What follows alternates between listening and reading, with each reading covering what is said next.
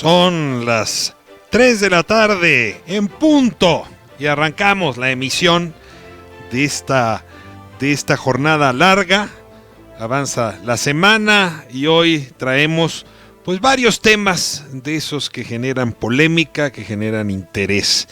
Voy a abrir el día de hoy con una conversación con el escritor José Luis Trueba. No conozco nadie de mi generación más prolífico con los libros. Más de 30 libros, tiene distintos novelas, ensayos, y ahora trae un texto polémico sobre cómo la noción de nuestra patria, sobre todo después de la Revolución, se construyó a partir de anécdotas relativas a la muerte. En fin, temas, planteamientos como siempre muy polémicos de parte de José Luis Trueba, es que aquí estará con nosotros. Salió la noticia que se ratifica la noticia de que el año que entra podría ser un año de recesión económica internacional.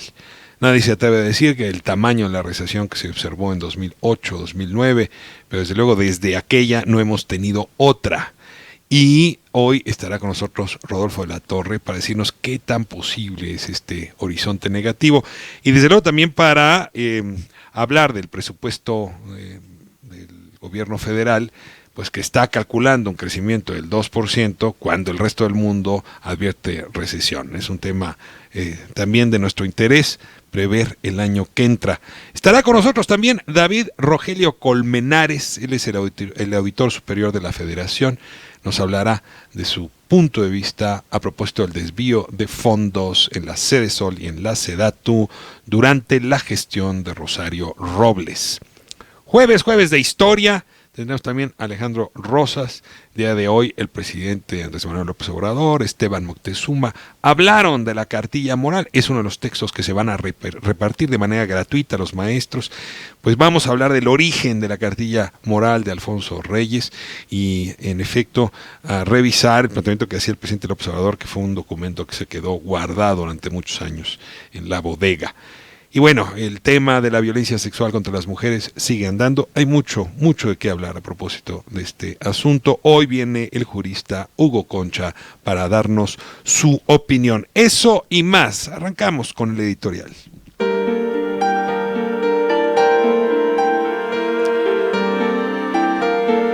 Ulises Lara, vocero de la Procuraduría Capitalina, ofreció una conferencia de prensa día de hoy, donde advierte que esa dependencia para la cual él trabaja, pues no encuentra concordancia entre las declaraciones de la menor presuntamente violada por policías en Azcapotzalco y las pruebas contenidas en la carpeta de investigación. Por un lado van los testimonios, por el otro lado van las pruebas periciales, algo que no es novedad en el sistema de justicia mexicano, donde las pruebas testimoniales son, déjenme utilizar el término, la madre de los procesos, porque las otras evidencias, las pruebas científicas, o bien se recaban mal, o bien de plano no se recaban nunca. David Fuentes, que estará el día de hoy, reportero del Universal, publica una nota que de alguna manera le responde al vocero de la Procuraduría, Ulises Lara. Dice David Fuentes que de acuerdo con la relatoría de hechos, la denuncia la presentaron la madre y el abuelo de la menor alrededor de la 1:30 del sábado 3 de agosto. Pero el médico legista que estaba en el Ministerio Público no aplicó el protocolo establecido en violaciones. Ahí esperaron la madre y el abuelo hasta las 3 de la tarde, preocupados por la salud y el ánimo de la menor agredida, y entonces decidieron irse bajo el argumento de que la joven estaba muy cansada.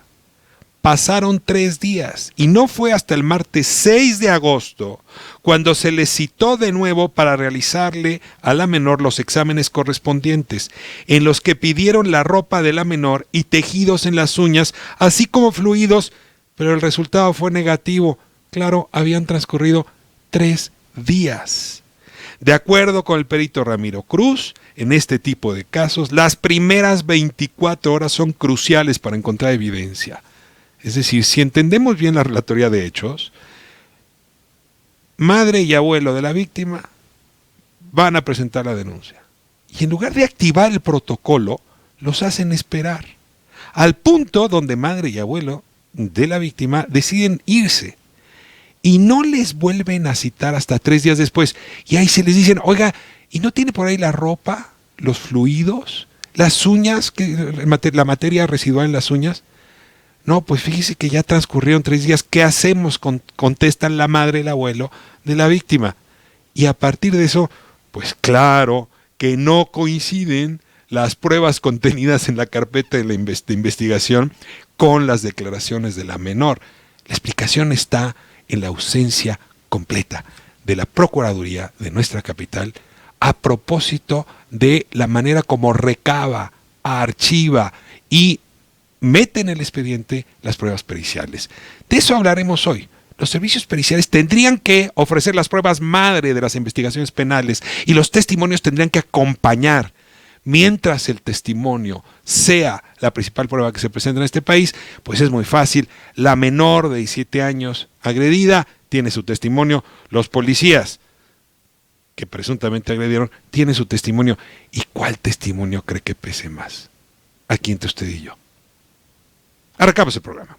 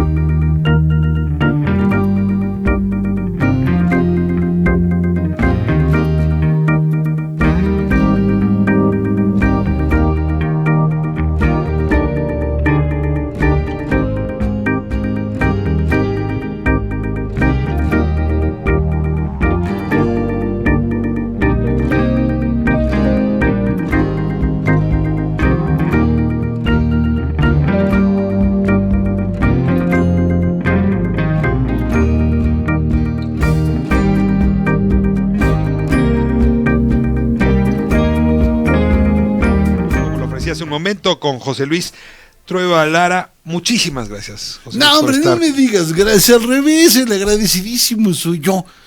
Voy arrancando en esta aventura y la verdad es que estoy muy contento de ver a mis amigos. Eso es lo compartiendo mejor. Mesa. Sí. Y luego pues compartirle a la audiencia esta conversación de amigos que vamos a tener hoy. Eres un provocador. Esa es mi chamba, desde hace muchos años. A eso te dedicas, ¿verdad? Sí, a eso me dedico. ¿Escribes para provocar o provocas para escribir? No, escribo para provocar, yo solito me provoco solo, entonces mejor no. Es que mira, yo lo que voy a decir se oye presuntuoso, pero hay que bajarle 2 rayitas. Cuando en la apología de Platón, Sócrates dice que él es el tábano que anda jeringando a la vaca de Atenas. Bueno, no lo dice así, lo dice en griego. Pero más o menos. Ay, no me lo podrías decir en griego, estaría bonito. No, no pero griego, es que no sé decir tábano, ni jeringar, ni vaca. Entonces. Las demás palabras sí las conoces. Sócrates, por ejemplo, me sale requete bien en griego. Entonces yo creo que parte de lo que a mí me parece importante es estar jorobando a la gente. A ver, el cemento que reúne a la comunidad mexicana, en efecto, entre otros ingredientes, tiene el nacionalismo. Por supuesto. ¿No? Somos orgullosamente nacionales, nos encanta la bandera, nos pintamos de tizne tricolor cuando vemos un partido o jugamos un partido, en fin. Y tú, en este libro que está ahora en librerías de Grijalbo, La patria y la muerte, dices que la noción de patria, y sobre todo la noción nacionalista de patria, está construida sobre hechos de muerte. Sí, lo juro ante un altar como mi amor sincero. Mira, la idea de la patria, de entrada digo algo que todos conocemos, o si no lo intuimos fácilmente. La idea de la patria, la idea de la nación no son cosas naturales. Es decir, no hay un gen que nos vuelva mexicanos, nos haga adorar al mole, ni nos haga que nos gusten las pinturas de Frida Kahlo. Es decir, no hay nada natural. Pero Juan Gabriel nos gusta casi todos. Bueno, uno que otro no. Bueno, es que ese viene en un chip que nos insertan junto con todos los boleros. Ese es otro problema, pero no hay chips que hay. Okay. Tú te puedes saber los boleros aunque no lo hayas oído. Entonces, esta idea de que no hay una nación como algo natural, la tenemos que inventar. Tenemos que inventarnos un pasado, tenemos que inventarnos un panteón, tenemos que inventarnos alguien que nos haga ser el que somos. A ver, te detengo ahí. Me estás hablando de la familia. Es más, me estás hablando de la identidad personal. Es decir, ¡exacto! Cualquier identidad es una reconstrucción de hechos memoriosos. Que cambia incesantemente y que siempre distingue a otro como el malvado. A ver, citas a Rodolfo Sigli. Por cierto, ahí me rompiste la boca porque es uno de mis escritores mexicanos favoritos. La verdad de México es una larga obra de las mentiras mexicanas. ¡Claro! ¿A poco no? La verdad de José Luis es una larga historia de mentiras de José Luis. Por supuesto. Mira, yo la verdad es que no sabría si digo la verdad. A ciencia cierta. A ciencia cierta no lo. Tú me dices, ¿me juras sobre la tumba de tu abuela que esto es la verdad? No, ningún libro mío es la verdad. Ahora, este libro está como dedicado a explorar esas mentiras. Exacto. Y las más dolorosas. Por supuesto. Las más desagradables. Mira, voy a poner una. Tú adviertes que el dolor sufrido por este país durante la revolución, es decir, un demonio que acusas a Francisco Madero de haber liberado, se llevó 1 millón de vidas, requería una cura. Claro. Y que la invención nacional fue la cura. De fue esto. para reconciliar al México hecho pedazos, Claro. la nación. Pero es una imagen de nación que tiene elementos que a ti no te gustan nada. Por supuesto. A ver, ¿cuál es el que menos te gusta? El que menos me gusta es cuando la nación, la historia de la nación se parece al éxodo. Y había una vez un pueblo elegido, ese somos nosotros, que vivían en un paraíso, ese es lo que pasó antes, y caemos en manos de un faraón que es un hijo de la fregada, y luego llega un Moisés que nos salva. Me da igual si tiene los cabellitos blancos y usa sonates o sotana, si trae paliacate, si anda de frac y es impasible. La idea del Mesías te incomoda. Exacto, me incomoda muchísimo. Te incomoda Quetzalcóatl. Por supuesto, en todas sus advocaciones. Tengo un buen amigo de Chihuahua que dice que el problema de los mexicanos es que cada que tenemos un problema le rezamos a Quetzalcóatl. Y mientras más le rezamos, mayor es la probabilidad de que venga Hernán Cortés y nos corte a todos la cabeza. Eso está terrible. Fíjate que hay un amigo también, querido, que ya Felpón, tenía una frase parecida. Eso suena griego también. Ya. Es griego, es griego. Felpó tiene raíces indoeuropeas, como tú te imaginarás. Felpó, y era Felipe Texidor, el que hizo los sepan cuántos y todas estas cosas maravillosas. Un día le pregunto a Felipe, oye, usted que ha estado aquí toda la vida en México, ¿qué es lo que más le choca? Ay, me dice, a mí lo que me choca de ustedes los mexicanos es que son tan comecuras, que cuando llega cualquier tarugo se le hincan como si fuera Mesías. Mira, nuestras contradicciones. A ver, está al día, es de coyuntura lo que te voy a decir. Dices que uno de los elementos de la fundación de la nación moderna, post-revolucionaria, es la idea del macho en la revolución, ¿no? Es una revolución de machos. Para ser un mexicano de a de veras, y tendrías que incluir inclusive a las mujeres, no había de otra más que ser muy, muy macho. Golpear, pegar, emborracharse. Es decir, la idea de la identidad sexual y la idea de la identidad nacional están de la mano. Están de la mano. Fíjate, si tú volteas a ver la iconografía de todos los héroes de la revolución, salvo el pobrecito Panchito y Madero, que como todos sabemos, en esa iconografía era bueno pero inocente, bueno pero ingenuo. Porque en México es bueno y sinónimo de ingenuo. Y de otra cosa. Es una pena eso, ¿no? No, o sea, bueno es una cosa muy difícil. Es un invento ser bueno, hay que echarle ganas. Hay que echarle ganas de ser no bueno. viene en nuestro ADN. No ¿verdad? viene en el ADN, ni tampoco en el chip de los boleros. Pero tú volteas a ver a todos los demás y todos tienen la obligación de ser bragados. Todos tienen la obligación de ser durísimos. Incluso la propia novela de la Revolución recoge esto de una manera espléndida.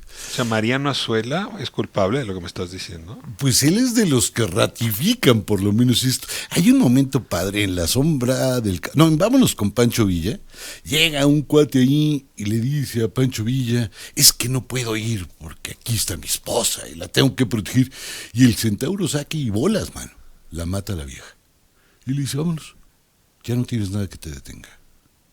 Oye, pero ¿me estás hablando de la Revolución o de las narcoseries que ahora vemos en Netflix? O de Híjole. la saga que oigo en los narcocorridos. Es decir, esa historia del macho Es la bragado. historia que permanece, es la historia que nos hace, nos obliga a someter a alguien, porque es un machismo muy penetrador. Pero me estás diciendo que para reconstruir nuestra identidad nacional, habría que revisar la identidad machista Por que la constituye. supuesto, digo yo la verdad, no puedo yo. Yo creo que las tradiciones deben de estar a constante revisión. Capítulo 5. Una revolución de machos en la patria y la muerte. Ahora me voy a mover al capítulo 4. 4. El indio es bueno, pero es un indio imaginado. Claro. A ver, Mira, viene tu provocación. Don Tábano. Don Tábano. Permíteme ser la vaca asustada. Serás la vaca asustada. Mira, los indios son una maravilla siempre y cuando se parezcan a los murales de Diego Rivera. Si no se parecen a los murales de Diego Rivera. ¿Cómo son los indios en los murales de Es Diego re Rivera? fácil. Es un mexicanito chiquito aventando trompo con vestido de manta. Otros venden en unos mercados padrísimos. A ver, déjame seguirte la pista. Siguen. En 1910, el Tlaxcalteca podría parecerse al mural de Diego Rivera. Pero en ese mismo momento, los indios de la frontera norte mexicana, nada que ver. No. Los mayas, nada que que ver. ver. Es decir, cabía el indio tlaxcalteca en la visión de Diego, pero no las otras expresiones. De hecho, es injusto hablar de el indio mexicano. Claro, son muchos son grupos muchos indígenas. grupos. En el norte están echando bala y flecha de a de veras. La guerra de castas no se ha terminado. Vamos, todavía no firman la paz. Los Yops en Guerrero están en pie de guerra. Vete a saber desde cuándo. Es una guerra antigua. Tú quieres al indio cargando flores en Xochimilco. Exacto, en Xochimilco. De preferencia, Gachón, que hables como si fuera del centro del país. Siempre en diminutivo. Que además es la zona donde la encomienda tuvo gran fuerza. Digo, en el norte no hay encomienda y en Guerrero les fue mal con la encomienda. Nada. En esta zona, este indígena inventado es el que a todo el mundo le gusta. Los otros no. Porque es sometible. Es sometible y es redimible.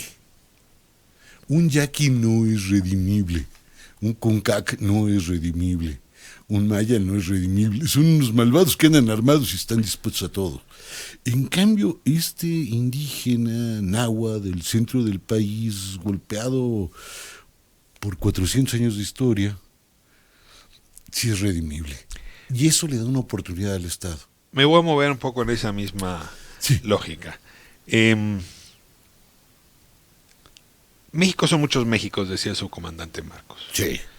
Y es que la verdad, quien ha recorrido el país, pues sabe que no solamente la región es muy diversa, ¿no? Sino que la composición racial es muy diversa. Sí. Y sin embargo, saliendo de la revolución, comenzamos a hablar de la raza mexicana. Ajá. Los sonorenses, ¿los conoces? Sí, pues Esa yo tengo un gente de hijo esa- sonorense, eso, por para eso te eso estoy te molestando. dará una idea. Los sonorenses, y luego quienes gobernaron con Sí. la lógica sonorense, se inventaron lo de la raza mexicana. Claro. Se enojaron mucho, ya escribiste un libro sobre el tema, ¿no? Con los chinos, porque percudían, lastimaban la raza mexicana. Y la raza mexicana, por cierto, también era una suerte de invento a la Diego Rivera. Es decir, el mestizaje como la raza. A ver, ¿existe tal cosa, la raza mexicana, otra vez hablando del ADN? Que sí me suena ario, ¿no? Sí me suena japonés, que ahí sí tienen como una raza, sí me suena.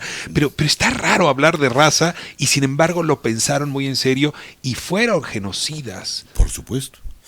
Mira, las únicas maneras fáciles de crear una nación es inventarte un idioma común y arrasar a las otras lenguas.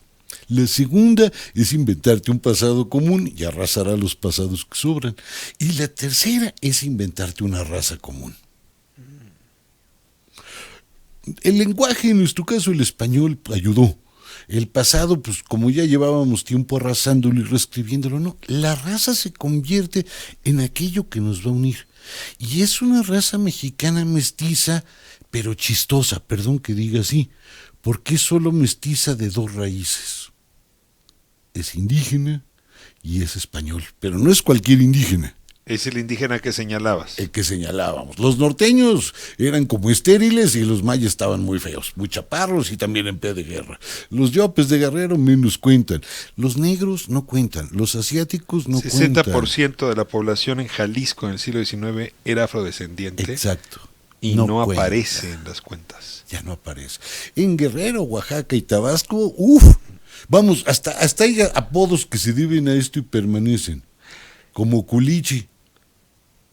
¿Qué quería decir culichi? Mucha nalga y poca chichi. No, es culichi era de Culiacán, ¿no? Pues por eso. El culichi de Culiacán se refiere a esta impronta negra que se ve de espaldas. Bueno, dicho técnicamente.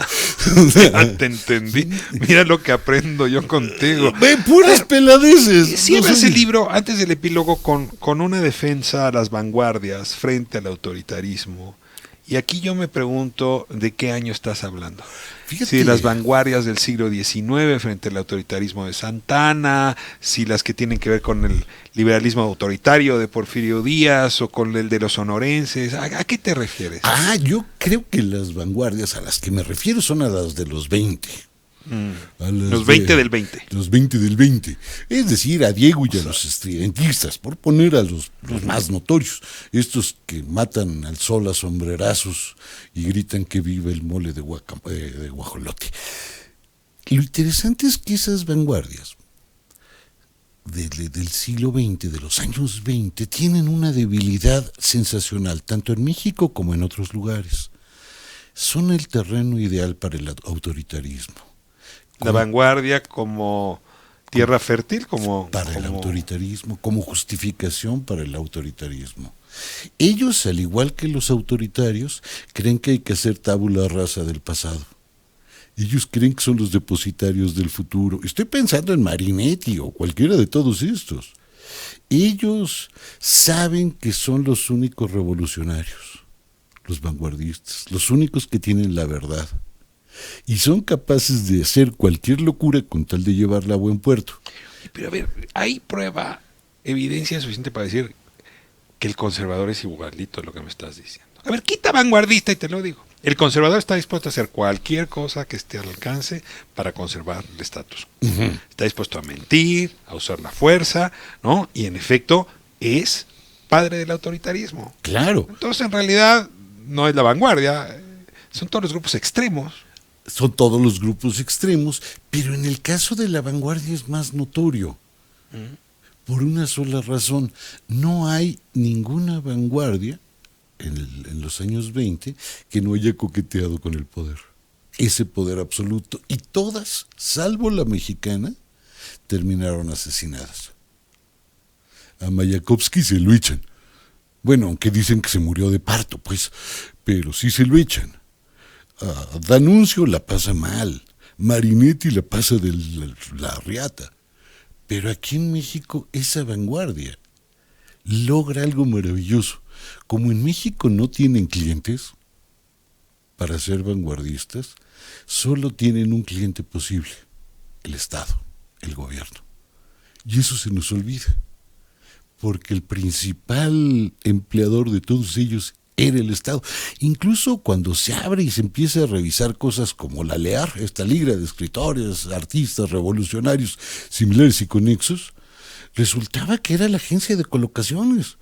Tú para entrar a la CEP y ganar tu plaza, tenías que ser de la LEAR. Ha sido la manera del Estado mexicano para moderar a las vanguardias. Claro. O sea, les das chamba, los enfrentas a la realidad, les pides que echen a andar sus propuestas y entonces el ser humano se atempera. O sea, sí, claro, yo era más revolucionario cuando no tengo debía ganas de un tocarla jardín y maravilloso, aquí tiene usted una pala, empiécelo a producir, no me diga claro. como perro de azotea.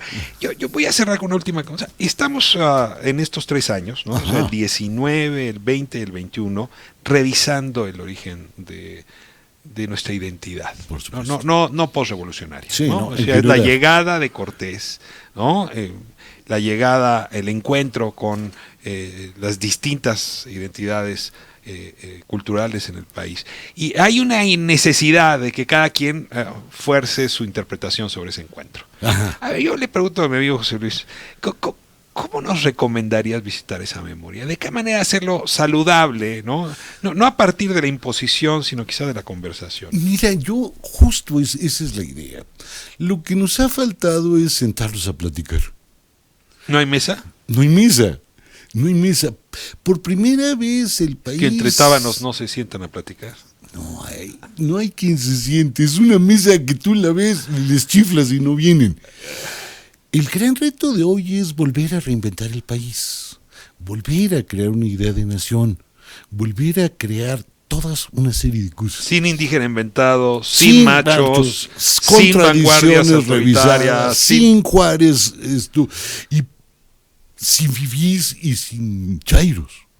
Es decir, un lugar plácido donde nos podamos sentar a platicar por una sola razón.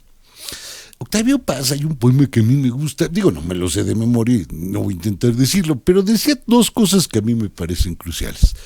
Paz decía que los dioses nunca hablan, que solo crean mundos terribles, y que conversar era humano. Con esto me voy. José Luis, no sabes cómo te agradezco. No, me estás chiveando, no estoy chiveando, me quedo muy contento y gracias por compartir con la auditoría tus reflexiones. Habrá cosas en las que podemos estar de acuerdo contigo, otras que no, pero la inteligencia se produce hablando, sobre todo con quien no tenemos acuerdo. Exacto. Nos vamos a corte. ¡Órale! Regresamos en un momento. Ricardo Rafael.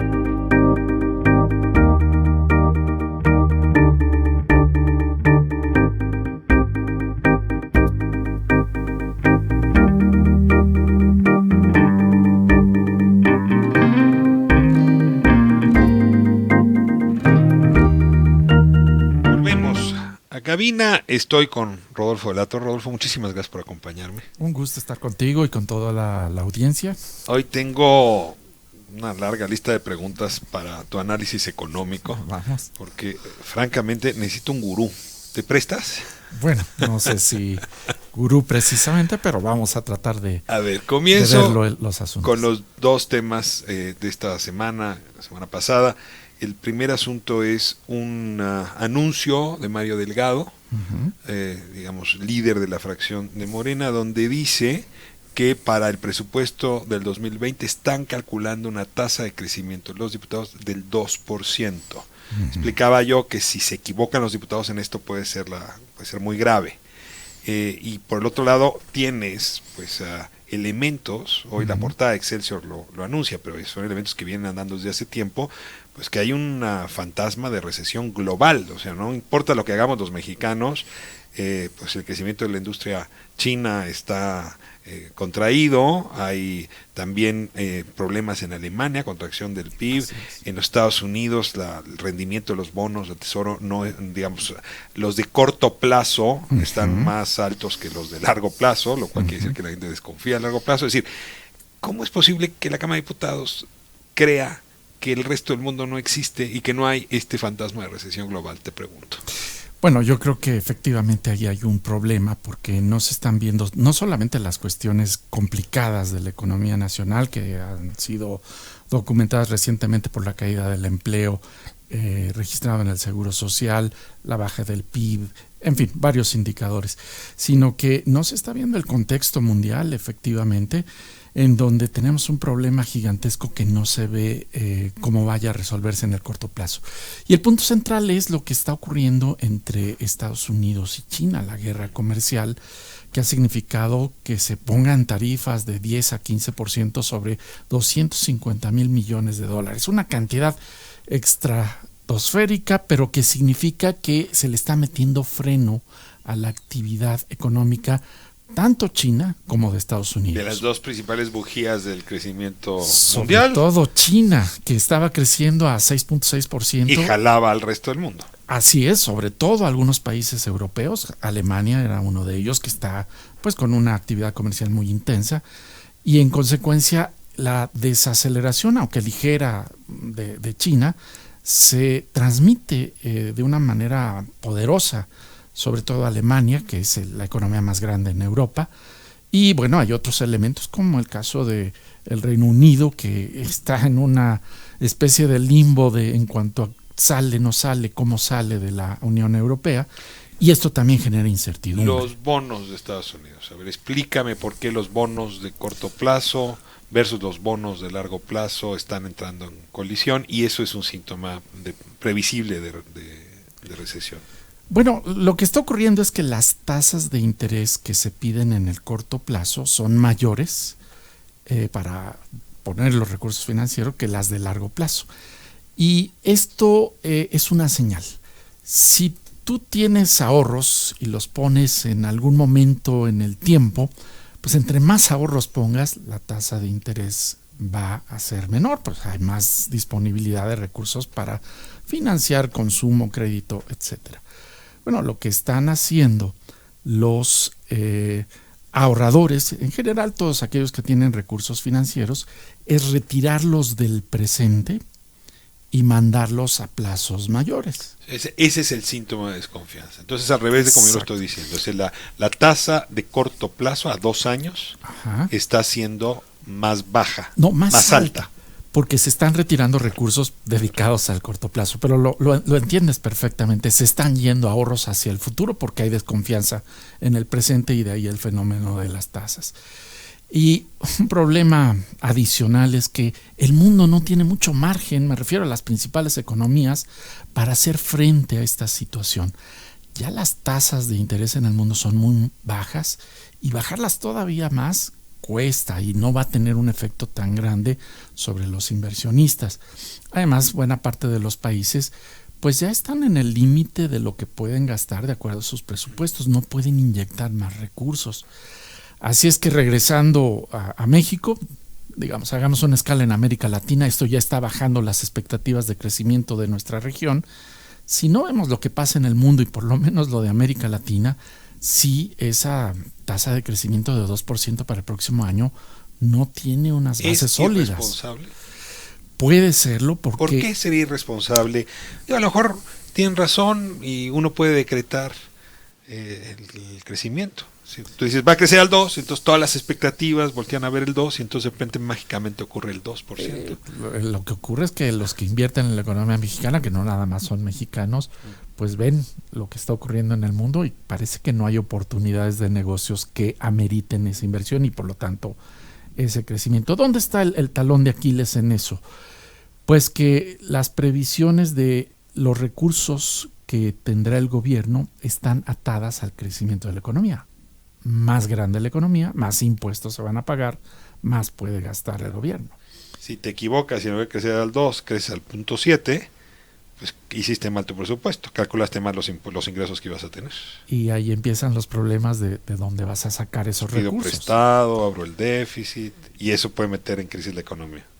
Pues por lo menos generar todavía más incertidumbre y ya hemos estado cerca de lo que se ha denominado una recesión técnica, nos hemos salvado por 0.1%, nada, y esto significaría que pues estaríamos en una situación de empujar más a la economía a una situación de estancamiento. En este contexto, ayer hablaba con Natalia Saltalamagia, ayúdame a entender por qué una elección en Argentina mueve como movió a los mercados. Si a Natalia, es que los mercados quieren castigar que el electorado se haya inclinado por Kirchner.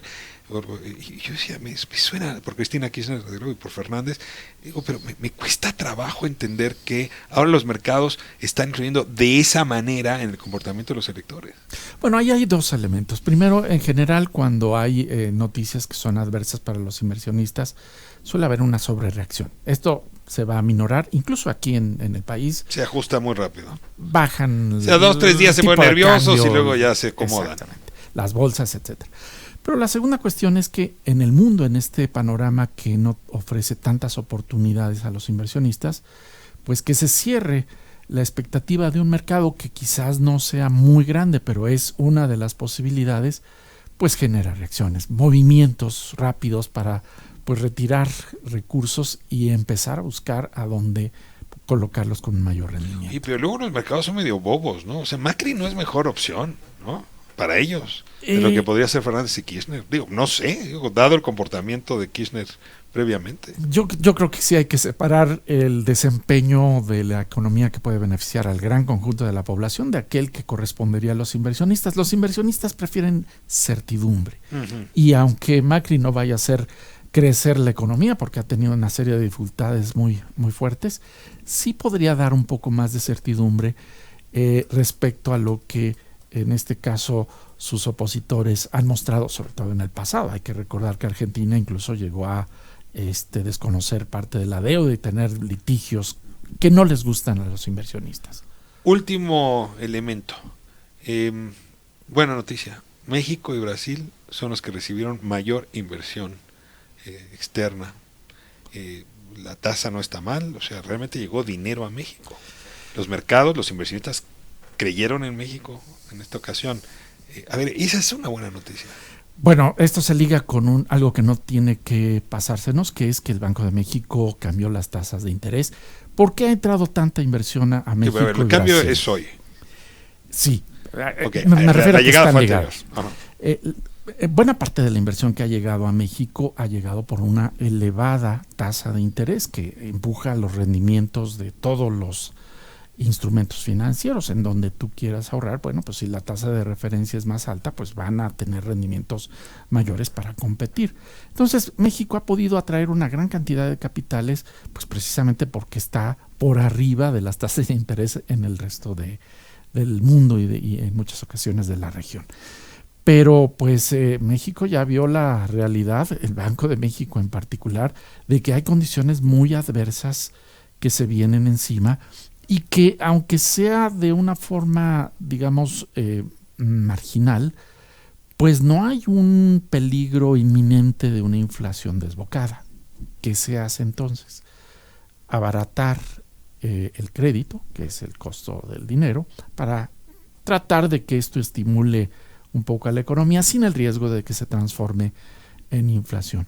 Así es que tampoco hay que estar tan seguros de que se van a sostener los flujos de inversión si estamos ajustando tasas a la baja. 25%. Es un poco, aparentemente, pero se resienten los mercados que están buscando ganancias, aunque sea de marginales, puntitos. Te agradezco muchísimo esta conversación y aquí te tendremos hablando con tu conocimiento de la economía y también de la política social, es que voy a abusar, tenemos 2 en 1. Hablemos de economía y bienestar, claro que sí. Que ya no hay manera de separarlos, ¿verdad? No deberíamos. No deberíamos. Rodolfo, muchísimas gracias. Un gusto estar con Me voy a corte y de vuelta, David Colmenares, auditor superior de la Federación. Vamos a hablar del desvío de los recursos en Sedesol y Sedatu por parte de la ex titular Rosario Robles. Presunto desvío.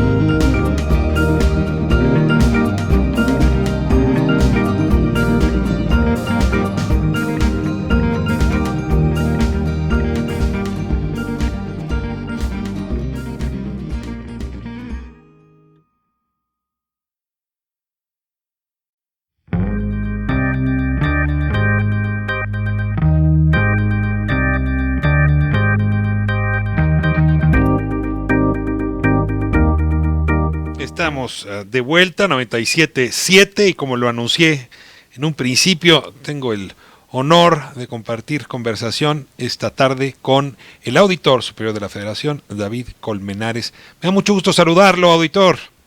Igualmente, don Ricardo, ya alguna vez me invitó usted a un programa de televisión hace algunos años.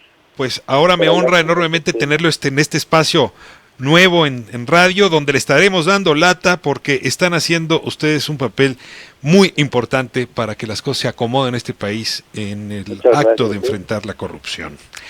David, quiero comenzar con una primera pregunta, tanto retrospectiva.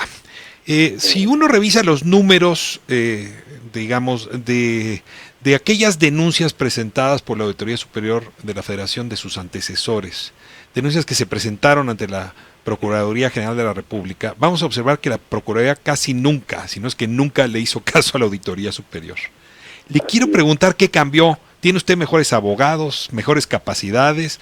¿O cambió la Procuraduría? ¿O por qué está prosperando ahora sí penalmente los procesos que ustedes han denunciado desde hace tiempo?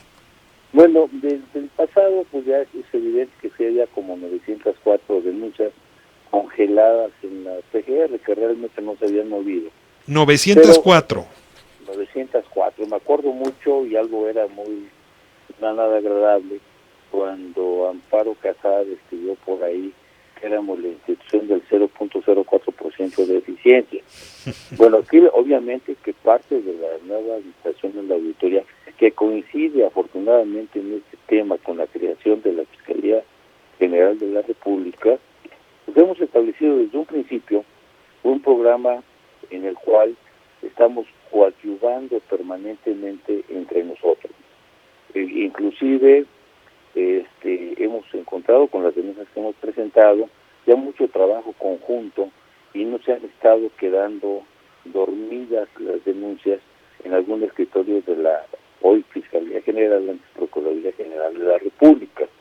En lo que va de mi gestión, yo llevo como 60 denuncias, que obviamente son de cuentas públicas anteriores por el procedimiento y las facultades que tenemos. Nosotros revisamos las cuentas públicas con un desfase de un año del ejercicio fiscal. ¿Por qué? Por ejemplo, este año la cuenta pública la presentan a la Cámara de Diputados en abril, ¿sí?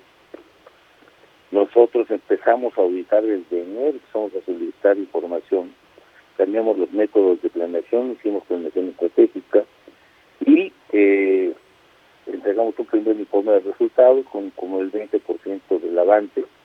En el mes de julio presentaremos el segundo en octubre y el último en febrero del próximo año. En febrero del próximo año cerramos el ciclo de la auditoría de la cuenta pública 2018 y empezaremos el de 2019. Sin embargo, estamos haciendo avances, ya también pensando en tener un enfoque preventivo, y han sido los tiempos muy adecuados para el trabajo que estamos haciendo. Si quiere un poquito más adelante le comento algunos ejemplos. Ahora, déjeme insistir en esto. ¿El sistema penal mexicano está cambiando? Ustedes cambiaron su departamento, su área jurídica. Sí, obviamente que hemos cambiado muchas áreas del departamento del área jurídica. Sin embargo, de la gente que estaba con los auditores anteriores, con González de Aragón y con el contador Portal, es el mismo jefe de la unidad jurídica. Sin embargo, se han cambiado obviamente la mayor parte de los mandos, no del personal jurídico. Ahora, tenemos aproximadamente, ha habido un incremento de la contratación de abogados porque pensamos que son fundamentales para que todos estos temas caminen y podamos mantener el nivel de interlocución con la Fiscalía General, la cual, y más desde que llegó el actual fiscal general y ahora la fiscal anticorrupción, hemos establecido buena comunicación en el trabajo. Ahora, David, la estafa maestra, déjeme entrar a saco al tema que nos ocupa en estas semanas, Sí. pudo haber sido un expediente más que pasaba desapercibido. Se tienen 904 denuncias ahí archivadas, la PGR de parte de ustedes. Esto pudo haber quedado también desapercibido. Yo ahí quiero preguntarle, desde su óptica, ¿por qué ha avanzado tanto, digamos, la investigación, la denuncia, incluso ahora ya la imputación de responsables? ¿Se debió al trabajo que la prensa hizo de la mano de sus reportes? ¿Se debe a que cambió el gobierno? ¿Se debe a que hay una nueva fiscalía? ¿Se debe a revanchas políticas? ¿O todo junto? ¿Cuál es la razón por la que estamos hablando de este expediente? Hay un poco de todo. Ujú. Estaba haciendo una revisión, obviamente con motivo de estas preguntas, y por ejemplo veía que las denuncias que se hicieron hasta antes de mi llegada, hace un año a la auditoría, equivalían a 2.824 millones, y nosotros llevamos, no solamente de la estafa maestra, pero llevamos en este caso 2.982 en lo que hemos avanzado. Durante mi gestión hemos hecho 10 denuncias respecto al tema del procedimiento de la llamada estafa maestra, que es la violación del artículo primero de la ley de adquisiciones.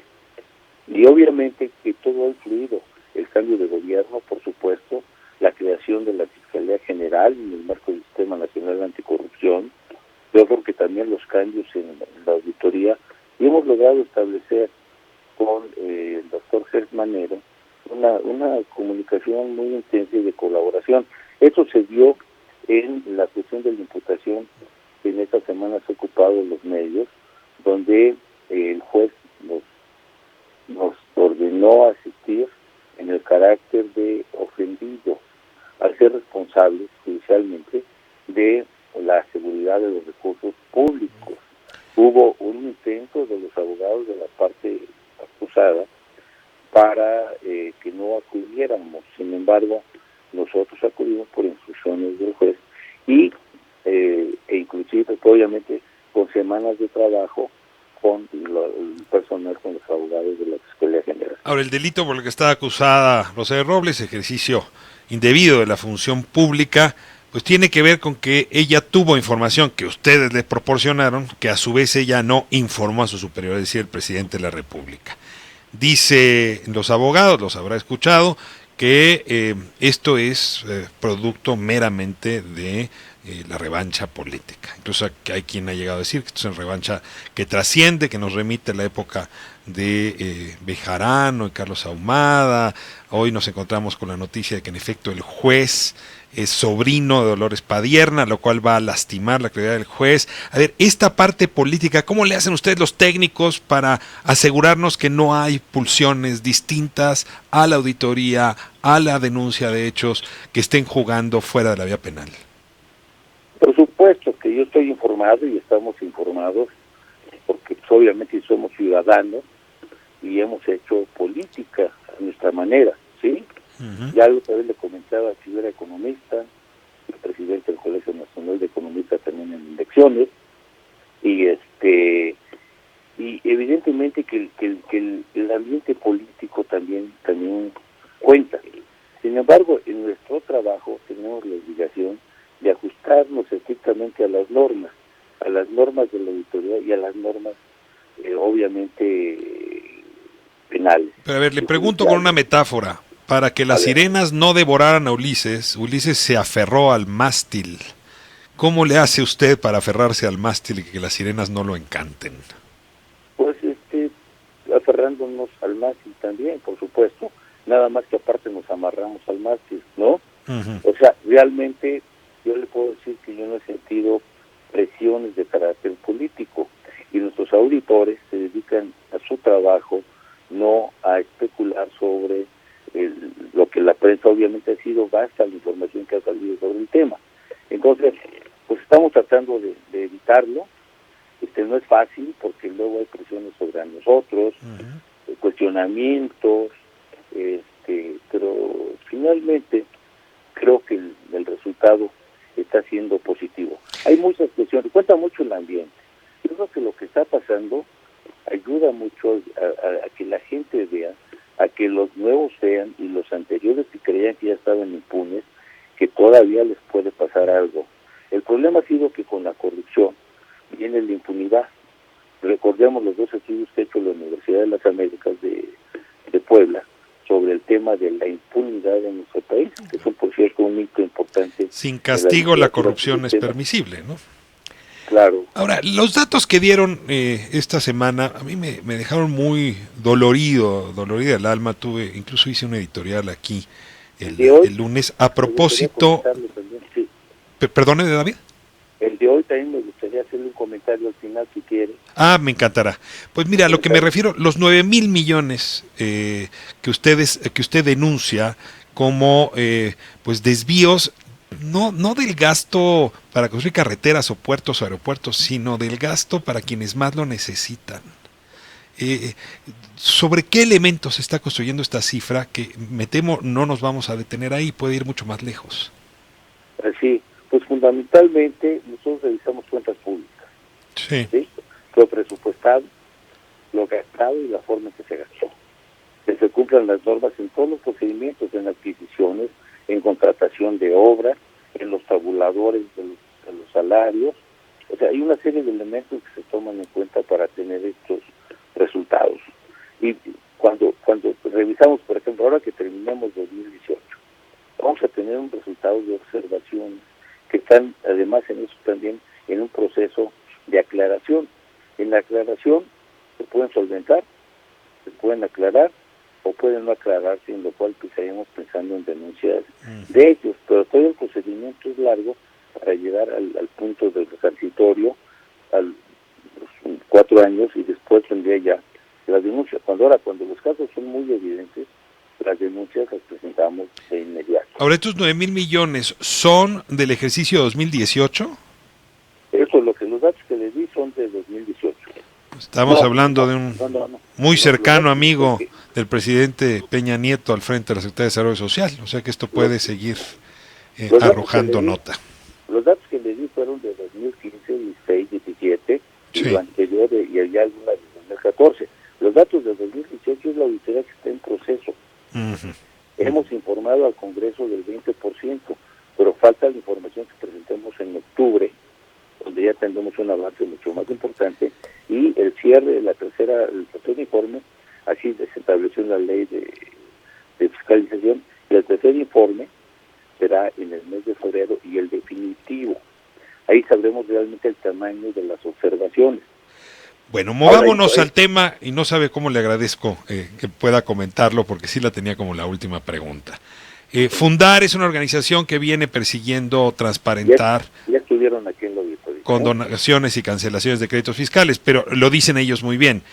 Ellos no habrían llegado a esta investigación sin ustedes. Ustedes son los primeros que denuncian que hay una conducta errática, curiosa, arbitraria, indebida quizá con respecto a la condonación. Y bueno, nos hablaba Aide Pérez aquí esta semana de condonaciones en 2 sexenios, en 12 años, por 1.7 billones de pesos. Y sí me interesa mucho, dado que ustedes también desataron esta conversación al origen, cuál es su opinión y qué tendríamos que hacer los medios para arrojar luz sobre un tema que no tiene suficiente luz.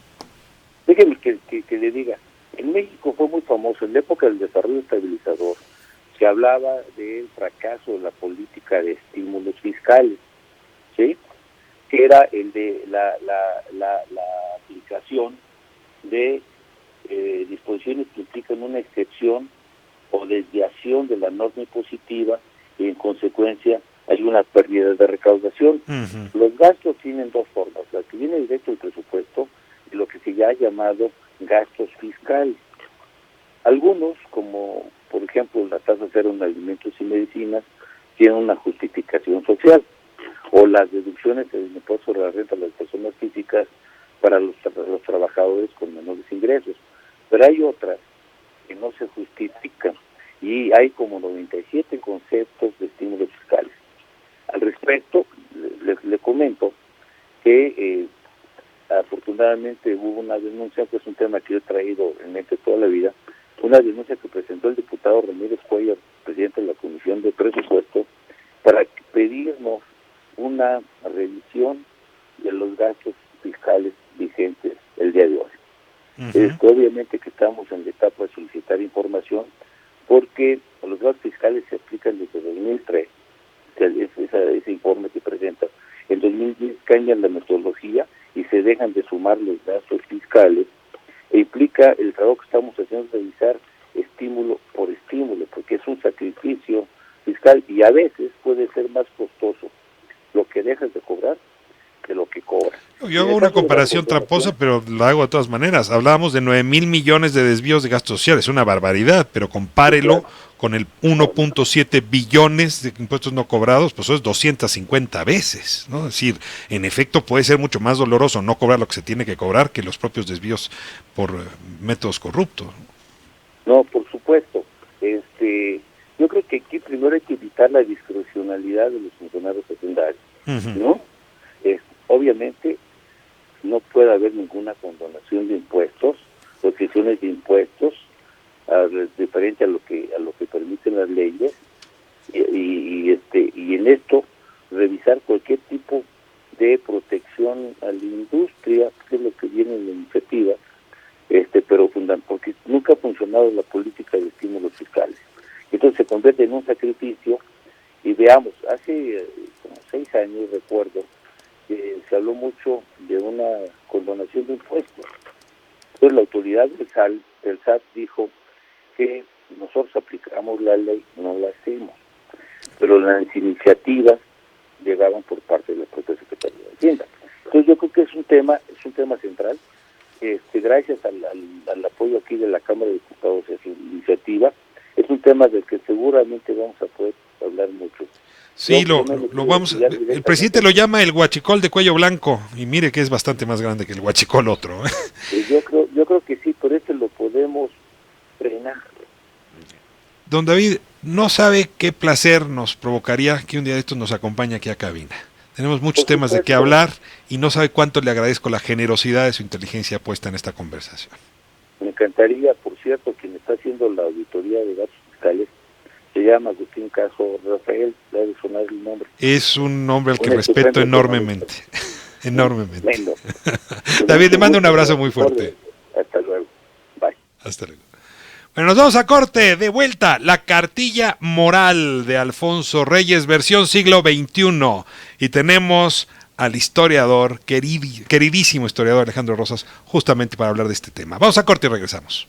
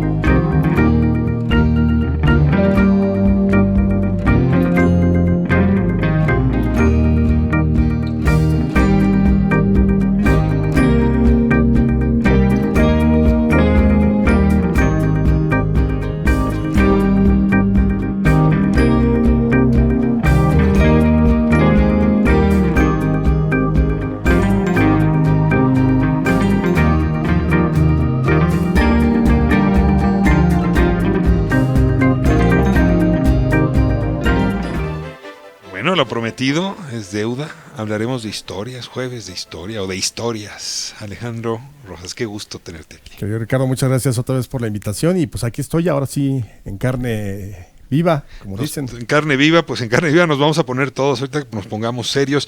A ver, traemos el asunto de la cartilla moral. Hoy anunciaba el presidente, el secretario de Educación, que se le va a repartir a los maestros para que la usen, la cartilla moral de Alfonso Reyes, para que la usen y den sus clases. Y una reportera le preguntó, oiga, ¿y este no es un antecedente para que luego pongan la Constitución Moral igual en una publicación y la entreguen? Y el presidente ahí lo que advirtió es que había que actualizar a Alfonso Reyes porque hay temas pues que él no abordó, por ejemplo la ecología. Entonces yo te pido un poco que nos des contexto, el origen de la cartilla moral, si es cierto que estuvo guardada en una bodega muchos años porque no querían repartirla, y qué opinarías de una nueva cartilla moral para el siglo XXI al estilo Alfonso Reyes, pero donde él ya no sería el autor. No, claro, mira, yo creo que hay que poner en contexto, es exactamente como lo dices. Alfonso Reyes, así bajita la mano, está cumpliendo 60 años de muerto. O sea, el mero Alfonso Reyes es el de los años 30, 40, este gran intelectual que además había sido parte del Ateneo de la Juventud con Vasconcelos.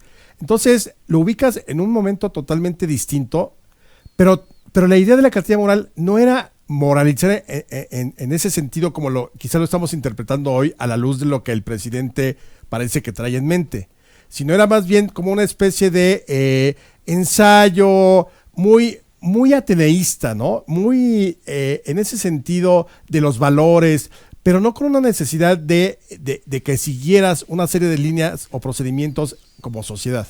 O sea, no eran los 10 mandamientos laicos para la sociedad mexicana. No. Ahora, yo creo que sí estamos viendo una intención de moralizar que no habíamos visto antes, porque para mí, ¿qué tendría que ser la cartilla moral hoy? Que regresara el civismo a las escuelas, las clases de urbanidad. Ahora, lo que da a entender el secretario de Educación es que este libro, esta cartilla, puede servir para esas clases de civismo que vendrían en el nuevo modelo, en el modelo de la nueva escuela mexicana, que es a lo que se refiere, ¿no? Exactamente. Ahora, yo invito a la gente que nos está escuchando a que la lea, es muy aburrida. O sea, es como la epístola a Melchor Ocampo, ¿no? Pero todo el mundo la cita, pero nadie se atreve a leerla. Pero yo creo que incluso es más divertida la epístola de Melchor Ocampo, porque verdaderamente es como cuando lees el manual de Carreño a la luz del 2019. La epístola de Melchor Ocampo tiene tantas cosas que hoy ya serían totalmente inadmisibles, que creo que lo único que dicen es sean felices o alguna cosa así, ¿no? Es lo único. Pero la cartilla moral, el otro día la estaba leyendo y verdaderamente es muy aburrido. No lean, si quieren leer a Reyes, lean el Mióbolo a Caronte, o la oración fúnebre del 9 de febrero, Ifigenia Cruel. Pero esta, insisto, yo creo que, no sé si le dijeron al presidente, yo creo que dijeron, a ver, alguien que haya escrito de moral. Pero por eso la pregunta de la reportera es muy buena, porque sí puede ser un preludio para una cartilla moral del presidente López Obrador. Ahora, voy a citarte, hace minuto y medio decías, hay un ejercicio moralizante en este gobierno, que no habíamos visto. Hubo un intento de la renovación moral que en todo lo que terminó en los años 80 fue meter a la cárcel a Durazo y Juan González la libró, ¿no? Eso es más o menos el esfuerzo que... Ahí se murió la renovación moral. Porque acuérdate, el lema de campaña de la Madrid era por la renovación moral de la sociedad. Ahora, hay ahora un ejercicio nuevamente serio y me parece que es un ejercicio que merece una urgencia. O sea, sí hay una transformación de los mapas morales en nuestra sociedad, pues que han vuelto muy permisivas cosas que nos destruyen. Es decir, en realidad la moral para lo que sirve es para que no nos destruyamos, ¿no? Claro. Más que cualquier otra cosa. Y claro, cuando te comes el tesoro público, cuando robas, cuando la violencia se permite, cuando, observamos un país que se está carcomiendo, sí hay que mover los ejes de la carreta o los ejes de los valores axiológicos. Sí y no. Te voy a decir por qué. Porque evidentemente también estamos viendo un acercamiento hacia las iglesias evangélicas. Entonces, por momentos, toda esta parte de los cristianos, de los movimientos cristianos en México, y sus principios y sus creencias, casi por momentos se cruzan. Es decir, no hay una separación. La moral laica abreva de la moral religiosa. No es novedad, ¿eh? No, pero yo, por ejemplo, por eso insistiría más bien en derechos cívicos, en civismo, en sí hacer campañas por ser mejor ciudadano, no tirar basura, la buena vecindad, no tanto no tanto en el otro aspecto en el que va, ¿sí? Pero no sabemos en el que va. O sea, si el rumbo que va es el de Alfonso Reyes, no va mal, aunque esté aburrida. Bueno, pero leyendo la cartilla moral sí te das cuenta que sería más hacia el lado como religioso, aunque nunca habla de religión propiamente. Pero es ese tipo de moral cristiana, católica, la que asoma en la cartilla moral.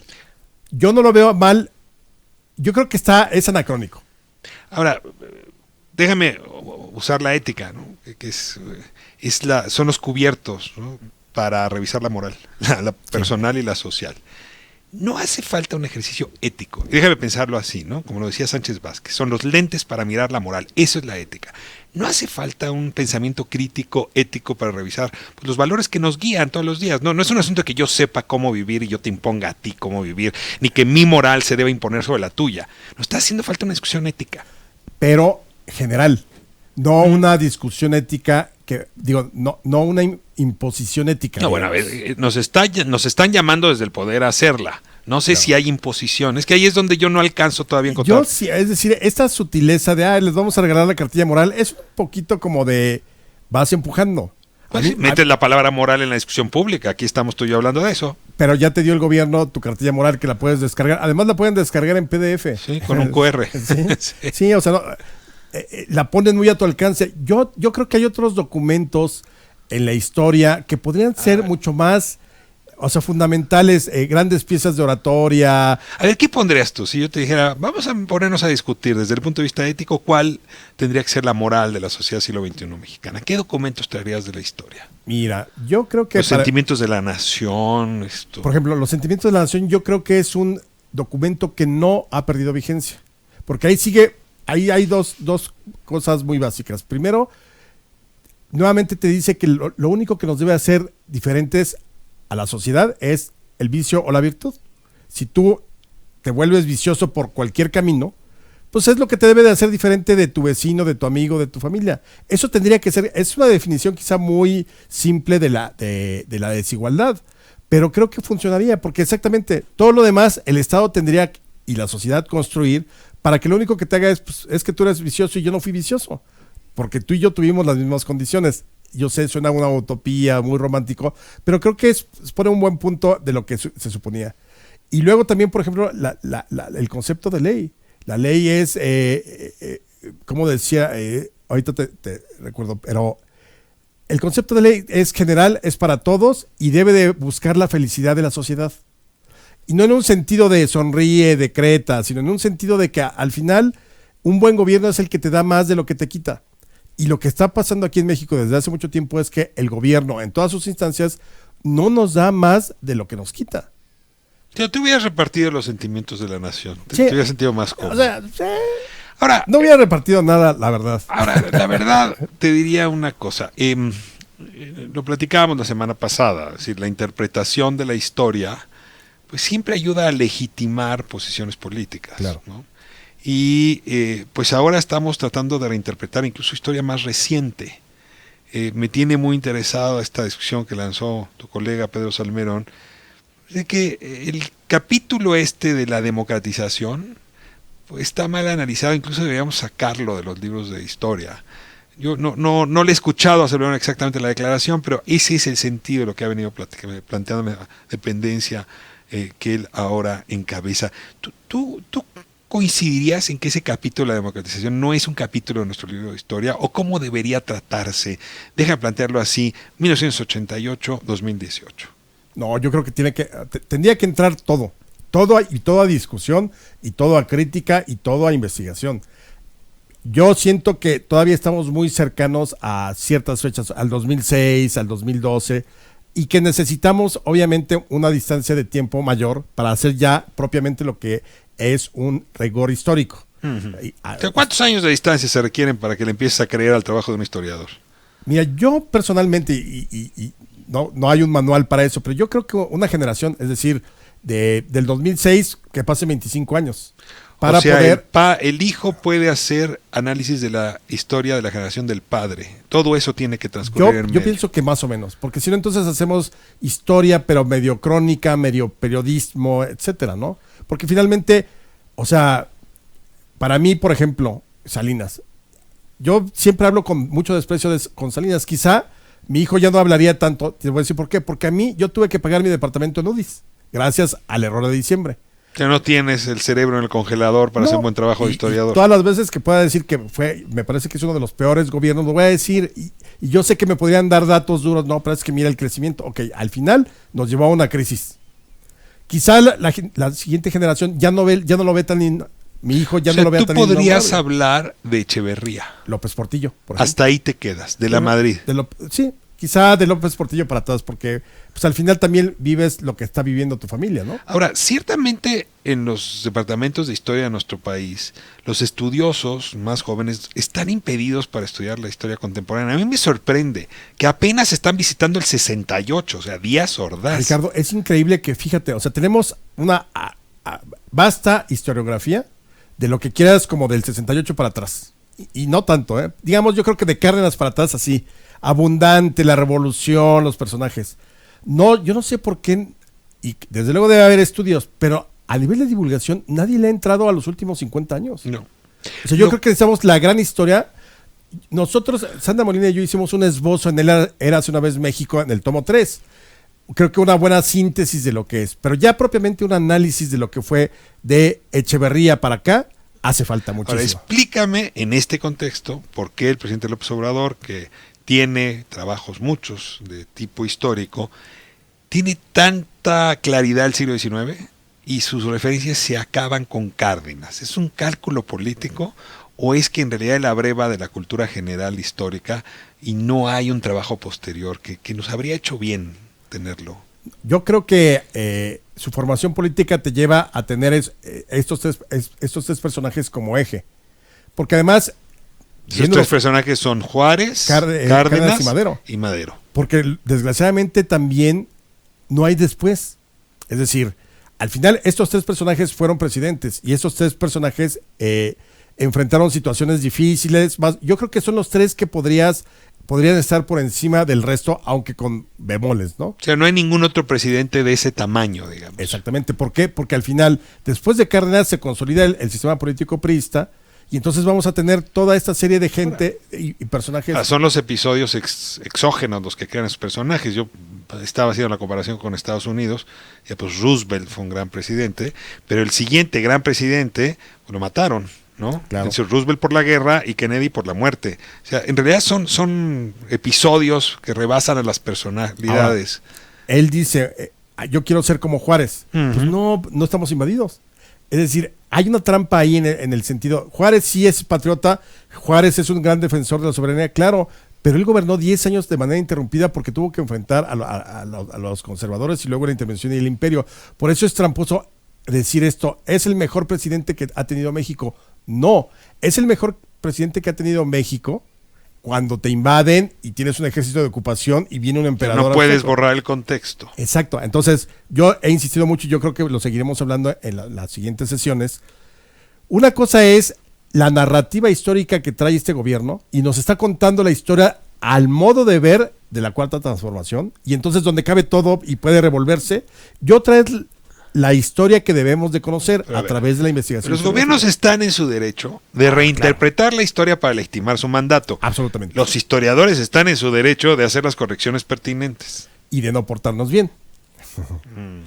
Ahora, yo estoy totalmente de acuerdo porque también yo he visto mucha gente que se rasga las vestiduras. Es que nos van a adoctrinar. A ver, el PRI nos adoctrinó con el libro de texto gratuito mucho tiempo. ¿Por qué? Porque no había manera de confrontar con nada. Siempre ha habido instituciones y demás, muy bien, de historia, que hicieron muy buen trabajo y hay grandes historiadores en el siglo XX. Pero esa historia de academia nunca permeó a la sociedad. Ahora, sí, pon tú que están construyendo una nueva historia oficial. Y la va a haber, ya un discurso en generalizado, ¿no? Pero ahora como ciudadanos tenemos una facilidad. Te puedes ir a Samos y comprarte 3 biografías, no novelas, biografías de personajes de la historia de México o de pasajes que ya... Porque ha bajado la academia a la divulgación. Entonces, es que me dijo, el nuevo gobierno me está diciendo que Cárdenas era maravilloso. Pues ve a buscar la de Pérez Monfort, que acaba de salir en Grijalbo, que es yo creo que la última gran biografía de Lázaro Cárdenas. Y ahí la tienes a la mano, la puedes comprar en cualquier lado.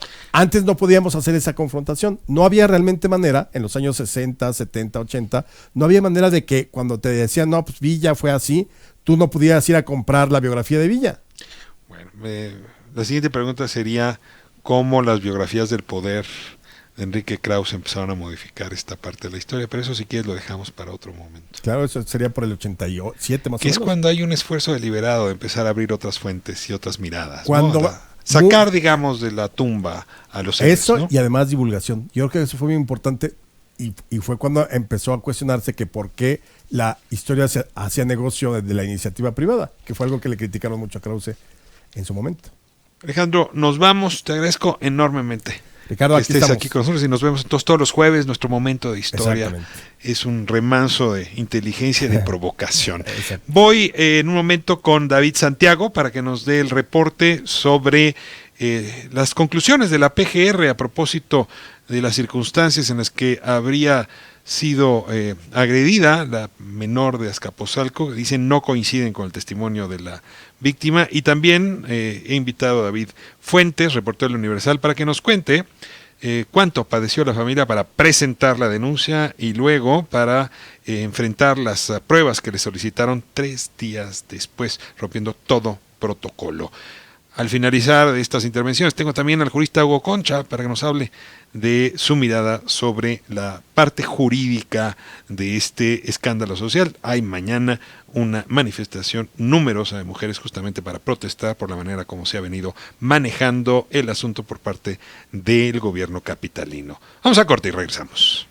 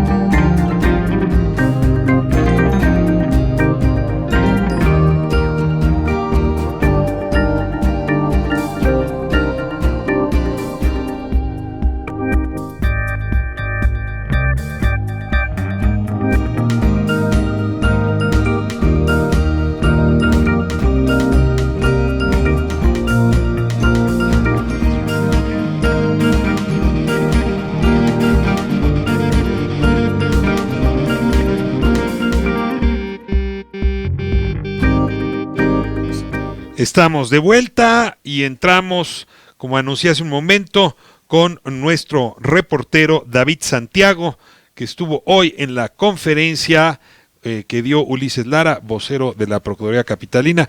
Yo no sé si es conferencia, porque en las conferencias me espero que uno pueda hacer preguntas y respuestas, y aquí más bien fue un discurso unilateral.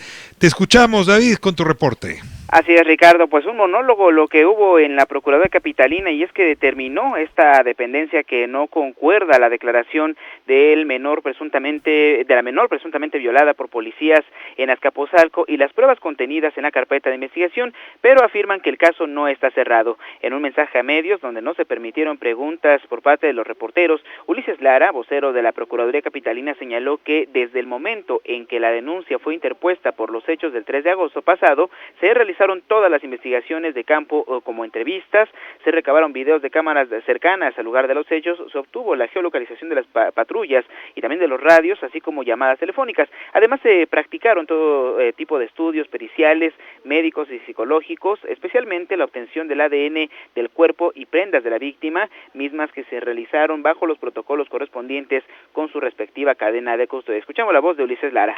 Con la información que contamos hasta hoy, podemos determinar que el momento, circunstancias, lugar y hechos no coinciden con lo declarado por la víctima. Sin embargo, seguiremos investigando hasta sus últimas consecuencias y todos los actos para llegar a los culpables. Insistimos en invitar a la familia de la joven y a ella misma, si lo desean, para aportar más elementos y hacer y fortalecer la investigación de estos hechos. Esto es lo que dice la Procuraduría Capitalina sobre este caso, pero también quien habló esta mañana fue el secretario de Seguridad Ciudadana, Jesús Horta. Él dijo que los elementos policíacos señalados por presuntamente violar a esta menor en Azcapotzalco pues se mantienen separados de sus cargos hasta el cierre de esta investigación. Escuchemos. Tenemos información de que la Procuraduría no ha cerrado la investigación y por lo tanto no vamos a calificar todavía nada. Lo vamos a hacer cuando la Procuraduría cierre su investigación y en ese sentido nosotros seguimos en el mismo estatus. Los elementos siguen suspendidos para facilitar y aportar a la investigación y la dependencia seguirá aportando la información que se le requiera. Respecto a la reciente difusión de videos donde se observa la llegada de los uniformados al sitio donde presuntamente la joven denunció la presunta violación, la Procuraduría Capitalina, Ernestina Godoy, negó que estos hayan sido filtraciones de la dependencia, toda vez que son cámaras de domicilios particulares y los que están asentados en la carpeta de investigación tienen una visión más amplia y clara de estos hechos. Ricardo, el reporte que les tengo. Te agradezco mucho. Nada más quiero confirmar contigo. Sí, claro. Dices tú, a partir de las declaraciones de Ulises Lara, que se practicaron todos los estudios periciales, médicos y psicológicos, especialmente la obtención de ADN del cuerpo y prendas de la víctima, mismas que se realizaron bajo los protocolos correspondientes con respectiva cadena de custodia. Esto es lo que dijo Ulises Lara. Sí, efectivamente, eso fue lo que dijo Ulises Lara, que todos estos elementos de prueba que tienen por parte de los peritos, pues bueno, se tienen resguardados y están bajo la custodia de la dependencia y que bueno, estos se mantienen, por supuesto, en la carpeta de investigación. Muy bien, pues te agradezco muchísimo el reporte y ahora pues voy a contrastar esta información, ¿no? Insisto, dice Ulises Lara que se practicaron todos los estudios periciales, especialmente la obtención de ADN. Del otro lado tengo a David Fuentes, él es reportero del periódico El Universal y hoy justamente escribe una nota donde narra la versión de la familia de la menor y cuenta una historia completamente distinta, es decir, no hay manera en que se hayan hecho los estudios periciales y se haya seguido el protocolo correspondiente. Gusto en saludarte, David. Se cortó la llamada con David. A ver, en lo que lo tenemos de vuelta con nosotros, voy a leer de nuevo un par de argumentos de su nota de hoy en la sección Metrópoli del Universal. Dice que, de acuerdo con la relatoría de hechos, la denuncia la presentaron la madre y el abuelo de la menor alrededor de la 1:30 del día 3 de agosto. El médico legista, dicen ambos, la madre y el abuelo, no aplicó el protocolo establecido en violaciones. Es más, los hizo esperar hasta las 3 de la tarde, hora en que ambos estaban muy nerviosos. Y entonces se regresaron para ver cómo estaba la niña, porque temían haberla dejado sola. Y no fue sino hasta el martes 6 de agosto, cuando de nuevo la Procuraduría General de Justicia los cita a la madre y al abuelo, para entonces sí practicarle los exámenes correspondientes a la niña. Y entonces ahí le dijeron, a ver, ¿nos puede dar la ropa de la menor y los tejidos en las uñas, así como los fluidos que todavía se encuentran en el cuerpo de la menor? 3 días después. David Fuentes, tengo la impresión de que tú traes la nota, lo digo con mayúsculas. ¿Está mintiendo Ulises Lara? Pues mira, Ricardo, es parte de una cadena de errores que se empezaron a documentar después de que se diera a conocer esta información. Efectivamente, hoy, durante la conferencia de prensa del vocero de la Procuraduría Capitalina, mencionó que pues ya tienen estas evidencias y que efectivamente están bajo la cadena de custodia algunas pruebas que se practicaron a esta menor. Lo que la familia se mostró un poco inconforme después de toda esta situación fue, como lamentablemente, Ricardo, siempre sucede, ¿no? Los malos tratos que recibe una víctima o una familia cuando acude a algún ministerio público.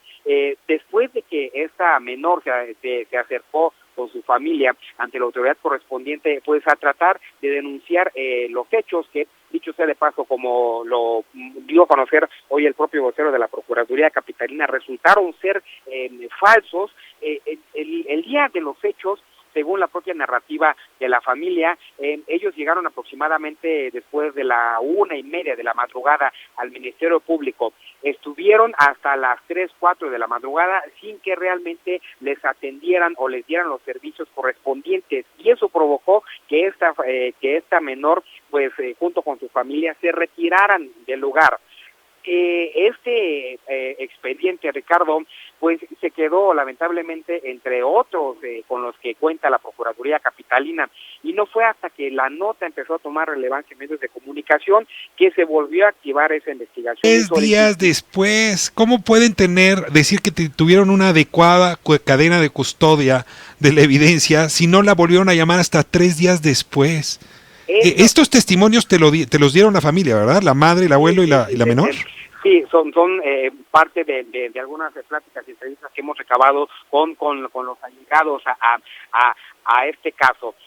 Después de esa situación, y eso fue lo que precisamente complicó que de manera inmediata se pudiera esclarecer la situación o la imputación o la participación directa de los elementos de la Secretaría de Seguridad en esta supuesta violación, ¿no? Porque los no tenían realmente pruebas reales, digámoslo así, para fundamentar y para decir que efectivamente los policías habían o no participado en este acto de violación, y tuvieron que pasar todos estos días y tuvieron que pasar prácticamente una semana. Tuvo que pasar esta protesta que pues en días anteriores revolucionó, digámoslo así, esta investigación, hasta apenas ayer, ahora que la Procuraduría Capitalina pues ya sale con estos videos y que ya dice que pues los dichos por esta víctima, cuando imputa a los elementos de la Secretaría de Seguridad Ciudadana, pues no corresponden en tiempo y forma a lo que ella narró. Es decir, que es falso que estos policías la hayan atacado sexualmente, pero tuvieron que pasar todos estos días debido a que, pues como bien lo adelantas, no se realizaron los protocolos adecuados cuando alguna víctima va a denunciar ese delito de violación. Te tengo aquí. Esto nada más es sí o no. La autoridad, en voz de Ulises Lara, dice que se siguieron todos los protocolos correspondientes. Y tú tienes toda la información para probar que no se siguieron los protocolos correspondientes. ¿Ulises Lara mintió bellacamente el día de hoy? Pues no podría asegurarlo, te voy a explicar por qué. Porque en un principio la menor había dicho también que había sido abusada sexualmente por 4 elementos de la Secretaría de Seguridad Pública, y hoy, en base a los videos que demostró o que mostró la Procuraduría Capitalina, se comprobó que los dichos de la menor fueron falsos. Lo que nosotros hemos platicado con los familiares y los allegados a la familia es que en ese momento, durante las primeras horas, la familia se retiró del Ministerio Público para que por lo que no se le practicaron las pruebas adecuadas que según ellos deberían de dar como resultado alguna imputación directa contra estos elementos. Una situación complicada y como ya lo mencionó el propio vocero de la Procuraduría Capitalina, la investigación continúa para determinar si efectivamente la menor está mintiendo, cayó en contradicciones o son estas faltas de pruebas y estos falsos a los protocolos los que hasta el momento no han podido derivar o explicar qué fue lo que realmente sucedió en este caso, Ricardo. David, no sabes cuánto te agradezco tu trabajo como reportero, lo que nos aportas a esta conversación. Y bueno, pues si me permites, y vas a seguir persiguiendo el asunto, me permites continuar entrevistándote. Muchísimas gracias. Así es, Ricardo, gracias, aquí estamos a la orden.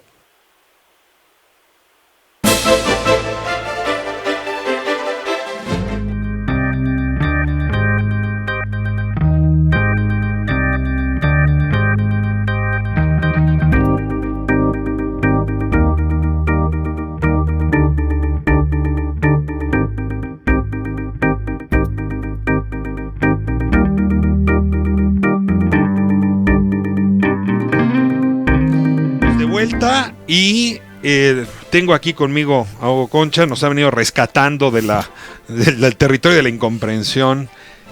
A ver, yo no sé si pasó o no pasó lo que dicen los distintos testimonios, es decir, lo que dice Ni tienes la chica por qué saberlo. O lo que dicen las autoridades o lo que dicen los policías, Hugo. Así es. Pero sí me estoy dando cuenta que hay un desastre con la evidencia no testimonial. No, te ruego que nos metamos un poco ahí. Yo te lo pondría de otra forma. Yo creo que estamos corroborando la desastrosa situación en materia de seguridad en la que está esta ciudad. De este tamaño. O sea, este caso nos arroja luz. ¿Tú ves una procuraduría eficiente actuando? No, veo una procuraduría defendiéndose. Una procuraduría y una jefe de gobierno que se han estado defendiendo estos días en lugar de verdaderamente tratar de hacer el trabajo que les corresponde, que no es declarar si hay o no contradicciones y estar revictimizando a una menor de edad. Lo que les corresponde es hacer la investigación con lo que les dé, no estar filtrándola cada hora y presentársela a un juez. Y en un juicio penal muy delicado, donde deben de cumplirse también protocolos de protección a la menor, el juez, con las evidencias que le aporten, decidirá si hubo, no hubo y quiénes son los responsables. O sea, está esto totalmente al revés. Como decía aquel dicho, que la carreta adelante los caballos. ¿Por qué la Procuraduría no está tratando ya de convencer de algo? Además, más patético, si ves que la Procuraduría está repitiendo lo que ayer por la noche dijo una periodista de manera muy extraña en su noticiero, ¿verdad? Denise Merker ayer presentó una serie no voy de videos a decir conclusiones, no voy a hacer conclusiones, pero concluyo tal cosa. Fue lo que dijo, básicamente, ¿no? Y dijo lo que hoy dice el vocero de la Procuraduría. Pero vamos a ver qué sí sabemos. Exacto. Sí sabemos que fue agredida la madrugada del 3. Yo creo que eso está comprobado. Sí sabemos que a la 1:30 de ese mismo día acudió a presentar una denuncia. Así es. Sí sabemos que a las 3 de la mañana... Incluso antes, que antes de la 1:30 o a la 1:30 marcaron la llamada de auxilio en el domicilio, ¿no? Una vez que habían sucedido los hechos, cuando la menor aparentemente llegó a su hogar, marcaron el 911. Sí sabemos que no los atendió el médico legista. Así es. Sí sabemos que se tardaron 3 días en volverla a llamar. Cuando la presión ya está a todo. Todo eso es lo que sabemos. Claro. Y ahora resulta... No hay evidencia científica. Y ahí 3 días después le dicen, oiga, ¿y no tendrá por ahí los fluidos? Perdón que lo planteé así, pero es una barbaridad. Es ofensivo por donde lo quieras ver. Más aún, si volvemos a decir esto que te acabo de decir. Es una menor. Quieren basar y convencernos, cosa que no deben estar haciendo, en declaraciones de una menor. Vamos a suponer que es real, que la menor se ha contradicho. Es normal, los protocolos de atención a mujeres de violencia, ya no menores, mujeres que han sufrido violencia, establecen que sus declaraciones tienen que ser tomadas con reserva justamente por eso. Es gente traumatizada, Ricardo. Y quieren tomarlo esto como ya nos dijo y lo que dijo no es con lo que nosotros tenemos, no es compatible. No. Es un escándalo lo que está haciendo esta Procuraduría. ¿Dónde está la Procuraduría de la ciudad? ¿Dónde está el trabajo profesional cierto y que dé seguridad a la población? Déjame meter la mano en el tema que nos convoca hoy, o te convoca hoy, porque me importaba mucho ver tu opinión. Nuestros juicios están siempre basados en lo que llaman la prueba madre, que son los testimonios. en este caso una menor traumatizada es testigo, los policías son testigos, pero la verdad no le damos suficiente peso en nuestra Procuración de Justicia a la evidencia científica, porque no hay un arreglo institucional que produzca evidencia científica contundente. Para no ser del todo injustos, hay una muy pequeña e incipiente aplicación forense, científica en materia penal en México, pero sí la hay. ¿Pero penal en la Ciudad de México no, en la o ciudad, en México? Bueno, no. A ver, en el caso de Ayotzinapa te diría, yo no vi en términos generales es tan poca. Y entiendo que en la Ciudad poca. de México está hecho pedazos, devastado. Devastado. No la hay. Y además estás tocando un punto clave, Ricardo, porque se supone que parte, si no es que la más importante, una parte muy importante del nuevo sistema de justicia penal está justamente en ese punto. En poner condiciones distintas a las que existían para que se puedan recabar evidencias científicas y no estarte basando en lo que me dijeron, lo que oí o lo que lo confesó o le saqué con confesión, que era como operaba el viejo sistema autoritario, inquisitivo, que los que no lo quieren llamar tan feo le llaman mixto, ¿no? Pero ¿qué era eso? Bueno, te voy a sacar de este terreno. Te agradezco que nos pongas Nada aquí. más quiero decirte algo más, Sí. porque entiendo además que es un tema cuidado. A mí lo que sucedió esto con ayer por la noche, un medio, está trayendo a colación un fenómeno mundial que ha sido muy estudiado, que son los famosos juicios mediáticos. Es lo que estamos viviendo. En otros países tienes el secreto del sumario, que debería proteger bueno, el estas secreto de la filtraciones investigación. de la Procuraduría por eso tienen que ser tan cuidadas. No puede estar Puede haber dando filtraciones información. cuidadas, ¿no? No Bueno, debería perdón, haber es decir, no filtraciones. debería haber filtraciones y la Procuraduría, aparte de su trabajo, es que tendría que estar cuidando qué información es la que tiene que dar y cuál no puede estarla dando. Pues hoy salió el vocero a decir El todo tema está de los bien y no juicios coinciden. mediáticos. Hoy salió el Sí, vocero. sí, pero el tema de los juicios mediáticos es un fenómeno muy importante en nuestra época, que no quiere decir, y esto hay que aclararlo y subrayarlo, que no se informen las cosas. Los periodistas hacen lo que tienen que hacer. Tienen información y la dan a conocer. Lo que no se puede hacer es estar ya sacando conclusiones, estar juzgando, ¿no? Ni en medios, ni mucho menos una autoridad que no tiene esa competencia. Eso es todo lo que ha pasado genera ya actos de responsabilidad de la procuradora, ¿eh? Yo no sé si alguien está tocando ese tema. Tenemos una procuradora que ya ha caído en actos de responsabilidad. Bueno, pues grave, tomo ¿eh? nota y por lo menos lo estás haciendo tú. No quiero que te vayas sin llevarte a otro tema. Venga. A ver, Rosario Robles ha venido insistiendo en que hay un operativo político en su contra. Y ha habido incluso a algunos analistas, algunos periodistas que han dicho, ¿cómo no? Esto en realidad es una revancha por aquello de las ligas de Bejarano. O sea, el pleito con Ahumada, el pleito con Bejarano, el pleito con Rosario Robles, en realidad ahora está encontrando un ajuste de cuentas. La verdad, poco creíble ese argumento. Y algunos periodistas que Hasta más son que- amigos personales de Rosario Robles, ¿no? También hay que poner toda la información en la mesa, ¿no? Pero bueno. ¿Quieres poner sus nombres? de una No, vez? no quiero, pero en fin. Ese es el contexto. Tenemos un juez, y yo escribía este lunes sobre su perfil, dicen que los jueces los conocen por sus sentencias, que ha sido muy riguroso en sus sentencias. Es decir, fue muy riguroso con el tema de Pegasus, ¿no? Me refiero al juez Delgadillo Padierna.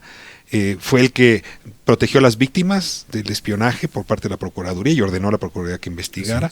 Fue un juez que se le puso al tú por tú al presidente, ¿no? Cuando el presidente dijo, hay jueces que integran mal, digamos, pretextan mala integración de las averiguaciones previas para dejar libres a los delincuentes. En un contexto en que otros altos funcionarios del Poder Judicial mantuvieron silencio. Y le dijo, yo no soy un juez a modo, le respondió Así al es, presidente, así es. ¿no? Ahora le cae el caso Rosario Robles y le cae el caso Odebrecht. Así que yo estaba un poco en el entendido, en el juicio general, de que se trataba de un juez blindado frente a las presiones políticas. Sin embargo, hoy su tía, que es la esposa de René Bejarano, o sea, Dolores Padierna, sale a presumir y dice, ese muchacho es mi sobrino. Favor le hizo preso, se iba a saber. Y esto ha generado un terremoto en los últimos 20 minutos. Así es. A ver, ¿qué hacemos? ¿Puede el sobrino de Dolores Padierna ser el juez de control de Rosario Robles o hay algo que ya se pudrió en este proceso? Si se llega a determinar que hay una liga causal que afecta el juicio del juez, está en un problema. Es decir, el hecho de ser familiar por sí mismo no es ningún problema. Él no escogió de qué familia viene. ¿Ni le cayó el caso porque era sobrino de Dolores Padierna? Ahí estaría el nexo causal. Si se logra encontrar que el caso, a alguien mandó el caso, cosa que supuestamente no ocurre. Los casos se supone que aleatoriamente se distribuyen entre los jueces. Cae el caso. Ya eso nos había llamado la atención. Un rol, ¿no? Exactamente. Si se determina que ese caso se dirigió exprofesamente, rompiendo el mecanismo aleatorio de distribución de casos, no porque el juez sea competente y sabe de la materia, sino por un tema o elemento que puede generar un conflicto de interés, ahí hay también responsabilidad de alguien más. Claramente. Pero eso hay que demostrarlo. Es decir, yo hoy lo que veo es que efectivamente es familiar. No debe haberse excusado. No haber dicho que no caiga en mis manos, no vaya yo a descomponer esto. Yo creo que no, yo creo que él está muy seguro que él no tiene nada que ver con las otras relaciones y que él está haciendo su trabajo. Quiero verlo así, quiero pensarlo así, porque también yo creo que hasta ahora el trabajo del juez ha sido un trabajo muy bueno. O sea, tú también coincides, nos lo preguntábamos. ¿Te acuerdas que la pregunta de la semana pasada totalmente. Era, oiga, Odebrecht, o sea, el caso Lozoya y el caso Robles incluso le caen antes, la mano? Tú ahí me preguntaste, ¿y quién es ese juez, Hugo? Y te dije, pues no sé, pues hay que investigarlo, y lo hiciste. Y el lunes, justamente después de la investigación, suelto esto y ahora me estoy encontrando con que el quizá lazo me equivoqué, familiar por sí mismo no genera el conflicto, ¿eh? Eso hay que tener cuidado. Sí, yo tengo tías con las que no quisiera nada que ver. Pues no, el señor está haciendo su trabajo. Demuéstrele que hay un impedimento, que está actuando bajo consigna con parcialidad. Entonces, si hay un problema, y habrá responsabilidades. Ya se lo presentaron, entiendo, al Consejo de la Judicatura. Bueno, pues el Consejo de la Judicatura hará esa investigación y evaluará. Si encuentra algo, por lo pronto retirará el caso del juez, si no es que decreta alguna otra medida. Bueno, cierro con la última pregunta, que ha sido la pregunta de la semana. ¿Fue excesivo el juez Delgadillo Padierna en dictar la prisión preventiva? Yo creo que no, y lo voy a conectar con una pregunta que me lanzaste, que creo que no te la pude responder a plenitud. Me dijiste, pero la pregunta periodística es, y hablaste de la estafa maestra. Yo creo que no, porque tenemos que esperar. No podemos tener todo el resultado, ni queremos adelantarnos al final de la película o de la serie ahorita. Esto está iniciando. Efectivamente, si esto se queda solo en el caso de Rosario Robles, solo en sanciones y en cárcel a Rosario Robles, estamos reviviendo el Bester Gordillo, estamos reviviendo todo lo que hacen los nuevos gobiernos cuando entran. Durazo. Si esto efectivamente solo es el hilo que está jalando una madeja que va a ser mucho mayor, como la propia información de donde salió lo de Rosario Robles nos lo ha dicho, la información de la auditoría y de los medios periodísticos que hicieron la investigación, no, vamos a tener yo creo que un caso muy completo. Ahora, te pido un segundo que te pongas en los zapatos del juez. No le das prisión preventiva y se te escapa. Es que eso lo pensé totalmente. El Poder Judicial no está en un momento en que pueda excederse de yo aquí determino cualquier cosa. Al Poder Judicial se le ha golpeado mucho. El propio presidente lo ha puesto en entredicho ya varias veces. La confianza y la credibilidad del Poder Judicial federal, ya olvídate los locales, ha sido puesta en entredicho. Imagínate que este juez corre riesgos y Rosario Robles se le pela. Como se les peló Lozoya. Como se pelan muchos. Ella misma lo dijo. Cuando estaba muy enojada dijo, pues uno que se presenta y mira, erróneamente, porque todos lo que hacen es fugarse. Ella quería ser premiada por esa conducta. Pero entonces lo que hace el juez, y además lo hace con un argumento que le pusieron a tiro de piedrita, que fue lo de la falsedad en su domicilio. En realidad el juez lo que hizo fue tomar la previsión mínima que requería para este caso. Y decir, aquí no me la juego. Y voy a empezar, esperemos que sea empezar y no empezar y terminar, con un caso muy grandote. Hugo, pues no sabes cuánto me ayuda, supongo que igual al auditorio. Ojalá. Con este esclarecimiento. Y bueno, como estamos justamente en fase de pedagogía judicial, estamos todos aprendiendo ahora, no solamente términos legales, sino de derecho penal, te vamos a tener aquí todas las semanas, no sabes cuánto te agradezco. Yo terminaría con una pregunta, volviendo al tema de la ciudad. Llevamos ya mucho tiempo rediseñando la fiscalía, ¿no? Es una cosa que nos anunciaron y nos dijeron. Y es buen negocio, ¿no? Pero ¿y dónde está? Los casos se empiezan a acumular y van a seguirse acumulando porque hay mucha violencia y mucha inseguridad en la ciudad. Ahora, no veo a las mujeres, sobre todo las más jóvenes, dejando en paz este caso. Vamos a ver qué pasa mañana con la marcha y vamos a ver qué pasa con las marchas en los otros países. Hay un desencuentro generacional. Así es que esto va a dar mucho para analizar. A ver si, como le decía hace un momento al auditor, le hacemos como Ulises, nos aferramos al mástil, ¿no? Para no escuchar el canto de las sirenas, y con el método con mayor rigor y corroboración podemos hacer bien nuestro trabajo. Por lo menos lo intentaremos, querido Ricardo. Muchísimas gracias Hugo. Nos vemos la próxima semana. Por supuesto. Vamos a corte, de regreso. Voy con tendencias, comunicación de la audiencia y con nuestra despedida.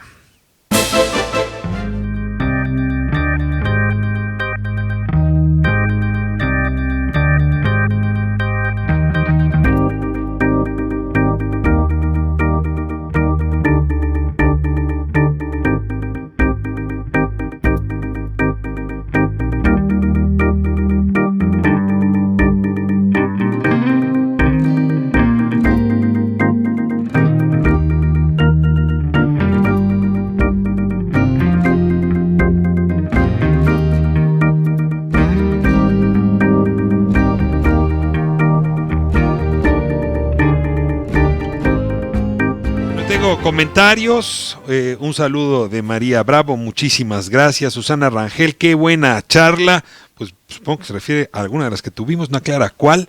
Cristina Méndez Alvarado se pelea con la discusión que tenemos con Alejandro Rosas, dice: la moral no es religiosa, se basa en principios universales para la convivencia con respeto a nosotros mismos y con los demás. Marisela Moral: quieren culpar a los policías a como dé lugar. No defiendo a los polis, pero creo que en esta ocasión no fueron ellos. Pues habrá que seguir revisando la evidencia, y no solo la testimonial, sino la científica. Nos informa Juan de Dios Acosta, de Iztapalapa, que acaba de haber una balacera en Santa María Nonoalco, en la calle Andrea del Castaño y Periférico. Esperemos que las autoridades estén atendiendo de inmediato. Y tenemos también las tendencias de hoy. Hubo un incendio en el reclusorio Oriente, dejó 3 muertos y 7 lesionados. Las autoridades capitalinas confirman que el incendio ocurrió en el dormitorio 2 del reclusorio preventivo Varonil Oriente. Tengo que aclarar que el dormitorio 2 es donde normalmente se encierra a los reclusos más peligrosos. Dejó por lo menos 3 personas muertas y 7 más lesionadas. Ya fueron trasladadas a un hospital. El fuego fue controlado. Las visitas siguen abiertas en el reclusorio norte. No detuvo las actividades.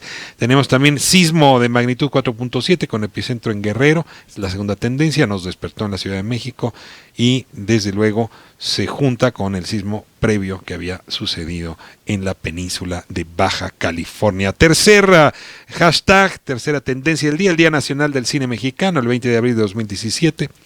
La 53 legislatura del Senado mexicano aprobó de manera unánime una iniciativa que establece que todos los 15 de agosto de cada año se celebre en nuestro país el Día Nacional del Cine. ¿Cómo nos gusta eso, verdad? Hay que ponerle a cada día. Nada más hay 365 días nacionales. Y bueno, hashtag Mi Beca para Empezar. El gobierno de la Ciudad de México abrió hoy el registro para Mi Beca para Empezar, el cual pretende que llegue a 1.1 millones de alumnos de primaria y secundaria. Nos vamos ya. Muchísimas gracias por acompañarme. Muchas gracias a nuestro equipo aquí en Grupo Radio Centro. Gracias a Guadalupe Martínez, gracias a Itzel Zúñiga, gracias a Jimena Rodríguez. Nos vamos.